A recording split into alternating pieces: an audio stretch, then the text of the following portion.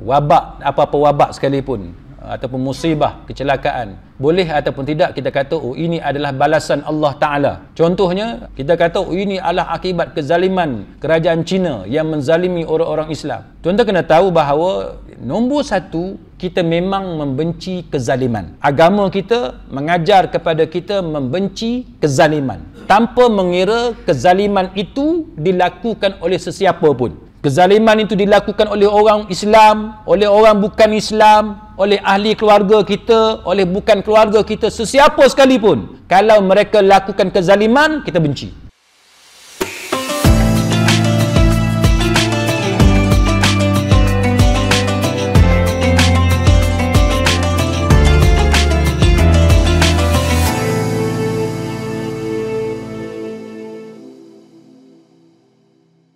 Wala tarkanu ilal ladzina zalamu fatamassakumun nar. Jangan kamu cenderung hati kepada orang yang melakukan kezaliman, kerana kelak kamu akan disambar oleh api neraka. Jadi bab zalim kita tentang, tak kira dia negara mana, tak kira agama apa. Tapi untuk mengatakan bahawa ini balasan Allah kepada seseorang kerana kezaliman yang dia buat, tak, macam mana kita tahu ini adalah balasan Allah kepada dia? Kita tahu ataupun kita tak tahu? Kita tak pasti. Maka hendaklah kita mengekalkan ungkapan yang bukan ungkapan jazam. Jangan kita bercakap dengan nada pasti. Tak boleh. Katalah orang tu orang baik, adakah dia mesti masuk syurga? Kita kata mudah-mudahan Allah Ta'ala mengurangkan syurga kepadanya. Walaupun dalam Quran dan hadis secara jazam pasti siapa buat baik, orang masuk syurga ni orang baik. Tapi kita nak kata individu tertentu, tu imam, ustaz tu, ni adik kita ni baik sungguh ni, dia pasti masuk syurga. Tak boleh, sebab syurga adalah urusan Allah. Walaupun memang kita kenal dia baik, kita kata mudah-mudahan dia dimasukkan ke dalam syurga oleh Allah. Sama sebagaimana syuhada, kan? Syuhada sekalipun kita uruskan mayat dia sebagai syuhada, itu untuk urusan dunia.